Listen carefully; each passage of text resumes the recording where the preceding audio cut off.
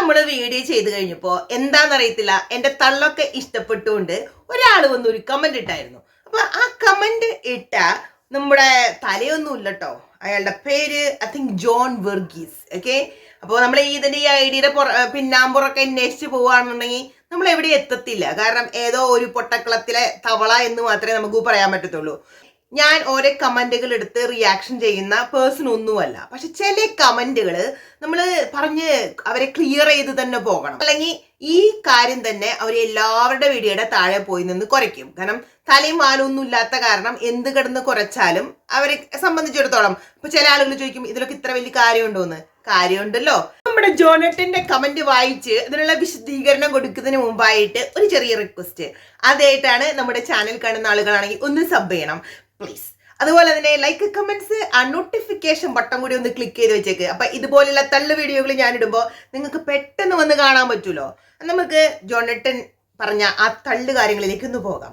അപ്പൊ ജോണട്ടൻ പറയാണ്, വല്ലാത്ത തള്ളു തന്നെ.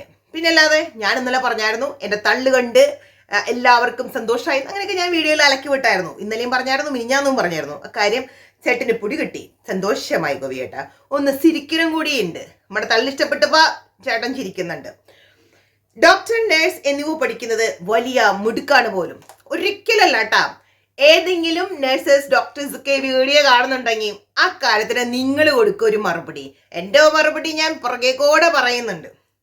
MBBS പണ്ടൊക്കെ മിടുക്കർ ആണ് പോയിരുന്നത്. അപ്പൊ പഠിക്കുന്ന ഡോക്ടേഴ്സിനൊന്നും ഒരു മിടുക്കും ഇല്ല. അപ്പൊ നിങ്ങൾ എങ്ങനെയാണ് ഡോക്ടർ അങ്ങനെയൊക്കെ ആകാൻ പഠിക്കുന്നത് എന്നാണ് ജോണട്ടൻ ഇനിയും പറയാൻ പോകുന്നത്.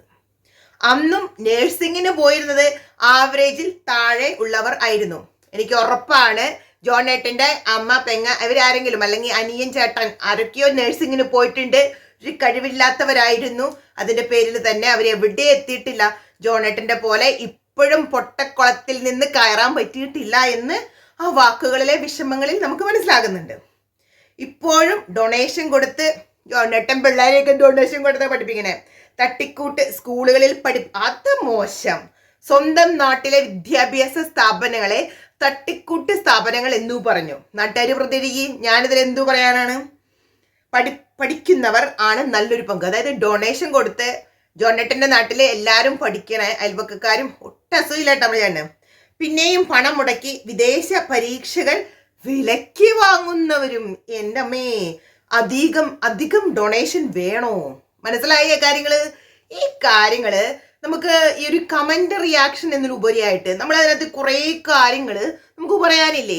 ഒരു മനുഷ്യന്റെ അസൂയ എന്നതിൽ ഉപരിയായിട്ട് ഒരു മനുഷ്യന്റെ, അതായത് വിവരമില്ലായ്മ എന്ന് പറയുന്നത് ഒരിക്കലും ഒരു കുറ്റമല്ല.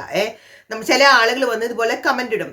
അപ്പൊ വിവരമില്ലാത്ത ആളുകൾ ഇതുപോലെ കമന്റ് ഇടുമ്പോ അതില് ചില ആളുകള് മേ ബി തെറ്റിദ്ധരിക്കപ്പെടാം. അപ്പൊ അതുകൊണ്ടാണ് നമ്മൾ വിചാരിച്ചത് ഇതിനൊരു വിശദീകരണം നമ്മുടെ ജോണേട്ടന് വേണ്ടിയിട്ട്. ഞാൻ പറഞ്ഞില്ലേ, നമ്മൾ ഇതിന്റെ പിന്നാലെ പോയി കഴിഞ്ഞാൽ ഈ ജോൺ എന്ന് പറയുന്ന വ്യക്തിക്ക് ഒരു തലയോ വാലോ ഒന്നും കാണത്തില്ല. പക്ഷെ ഈ കമന്റിന് മിക്കവാറും ജോണേട്ടൻ തിരിച്ചു വരും. ഇന്ന് എന്താണ് നമ്മുടെ മറുപടി എന്നറിയാൻ വേണ്ടിയിട്ട്. സത്യത്തില് ഞാൻ ഈ ഓസ്ട്രേലിയൻ നഴ്സിംഗ് റിലേറ്റഡ് വീഡിയോസ് ഒക്കെ ചെയ്തു തുടങ്ങിയത് നാട്ടിൽ നിന്ന് വരുന്ന കുട്ടികൾക്ക് ഇവിടുത്തെ കാര്യങ്ങളെ കുറിച്ച് കുറച്ചും കൂടിയും, അവർക്ക് കുറെ കാര്യങ്ങൾ അറിയാമായിരിക്കാം, പക്ഷെ ചെറിയ ചെറിയ കാര്യങ്ങൾ നമ്മൾ ശ്രദ്ധിക്കാതെ പോകുന്ന കാര്യങ്ങൾ അതൊക്കെ അവർക്ക് അറിയിച്ചു കൊടുക്കണമെന്ന് വിചാരിച്ചിട്ട് തന്നെയാണ്. അപ്പൊ ഞാൻ വിചാരിച്ചു, ജോണേട്ടൻ പറയാൻ നമ്മൾ ഈ ജാതി തള്ളൊക്കെയാണ് തള്ളുന്നത്, ഒരു വിവരവും ഇല്ലാത്ത ആളുകളാണ് നഴ്സിങ്ങിന് പോകുന്നത് അല്ലെങ്കിൽ ഡോക്ടറാകാൻ പഠിക്കുന്നത്, കാശ് കൊടുത്താണ് നിങ്ങൾ പഠിക്കുന്നത്, കാശ് കൊടുത്താണ് നിങ്ങൾ പല സർട്ടിഫിക്കറ്റുകൾ ഉണ്ടാക്കുന്നത് എന്നൊക്കെ ഇയാളും പറയുന്നുണ്ട്. ഇതൊക്കെ അങ്ങനെ സമ്മതിച്ചു കൊടുക്കുകയാണ്. വിവരം ബോധമില്ലാത്തവരാണ് എല്ലാ മെഡിക്കൽ പ്രൊഫഷണൽസ് എന്നും ഇയാൾ പറഞ്ഞ ഈ വിവരമില്ലായ്മ നമ്മൾ സമ്മതിച്ചു കൊടുക്കുന്നു എന്ന് തന്നെ വിചാരിക്കട്ടെ. ഇയാളെ പോലെ അല്ലെങ്കിൽ ഏതൊരു മനുഷ്യനാണെങ്കിലും വയ്യാതായി ഹോസ്പിറ്റലിൽ വരുമ്പോ അവിടെ നിൽക്കുന്ന നഴ്സസ്, ഡോക്ടേഴ്സ് ഇവർക്കൊന്നും ഒരു ബോധമില്ലെങ്കിൽ ഒരു മനുഷ്യനും തിരിച്ച് ജീവനോടെ വീട്ടിൽ പോകോ? ഇവര് പഠിക്കാതെയാണ്, അല്ലാതെ ഇവർക്ക് ഒരു ക്വാളിഫിക്കേഷൻസും ഇല്ല, ഒന്നുമില്ലെങ്കിൽ അവിടെ ഒരു രോഗി വന്ന് കിടക്കുമ്പോൾ അവരെ ചികിത്സിക്കാനുള്ള വിവരവും ബോധവും ഇല്ലെങ്കിൽ ആ ഒരു മനുഷ്യൻ ഒരിക്കലും തിരിച്ച് തൻ്റെ ആരോഗ്യം വീണ്ടെടുത്ത് തിരിച്ച് വീട്ടിൽ പോകില്ല.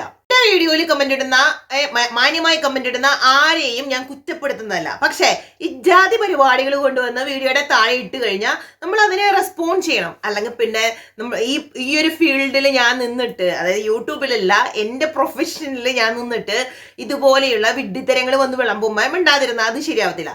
ഇനി ചേട്ടൻ്റെ അറിവിലേക്കായിട്ട് ഞാനൊരു കാര്യം പറയാം.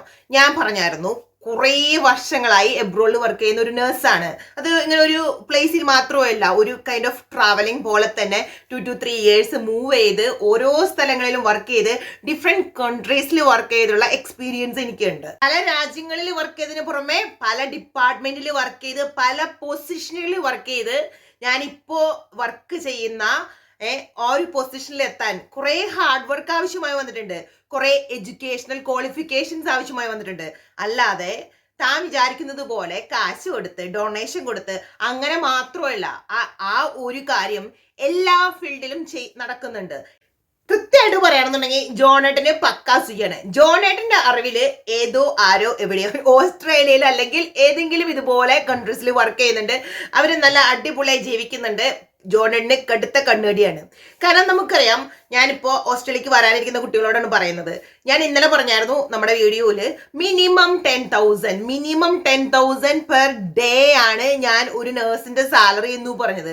ഡോക്ടേഴ്സും പറയാന്നുണ്ടെങ്കിൽ ജൂനിയർ ഡോക്ടേഴ്സ് തുടങ്ങുകയാണെങ്കിൽ ഏകദേശം ആ അടുത്ത് തന്നെ സാലറി ഒക്കെ ആയിട്ടാണ് എല്ലാവരും മുന്നോട്ട് പോകുന്നത്.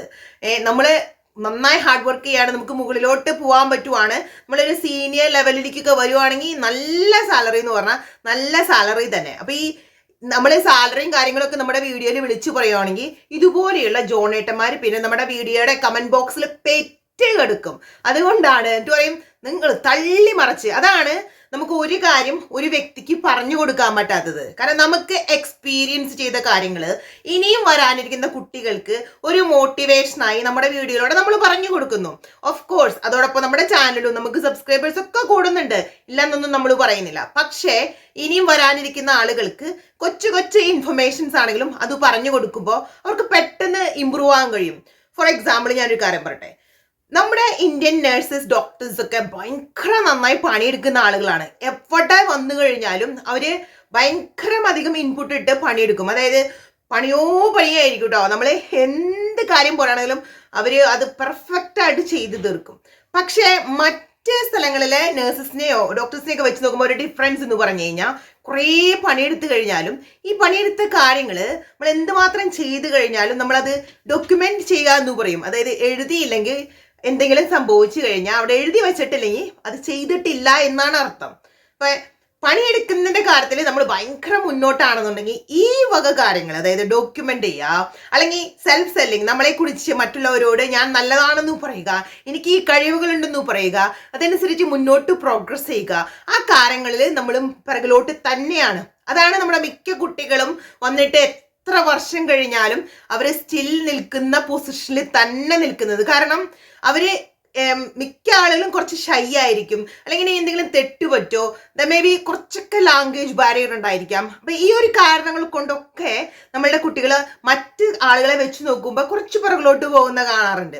അപ്പൊ നമ്മൾ ഈ ചെറിയ ഇൻഫർമേഷൻ അവർക്ക് പാസ് ചെയ്തിട്ട് പറയുവാണ്, നിങ്ങൾ എന്ത് ജോലി ചെയ്താലും ഇപ്പൊ നമ്മൾ പേഷ്യന്റിന് വേണ്ടി ജസ്റ്റ് മെഡിസിൻ കൊടുത്താലും നമ്മളിത് ഡോക്യുമെന്റ് ചെയ്യുമ്പോഴാണ് അതൊരു കംപ്ലീറ്റ് ആകണേ. ആ ഒരു ഇൻഫർമേഷൻ നമ്മൾ അവർക്ക് പാസ് ചെയ്യുമെന്നുണ്ടാവും. വരുന്ന കുട്ടികൾക്ക് അതനുസരിച്ച് ചെയ്യാൻ കഴിയും. അല്ലെ, ഇത് വലിയൊരു കാര്യമൊന്നുമില്ല, ഒരു ചെറിയ കാര്യമാണ്.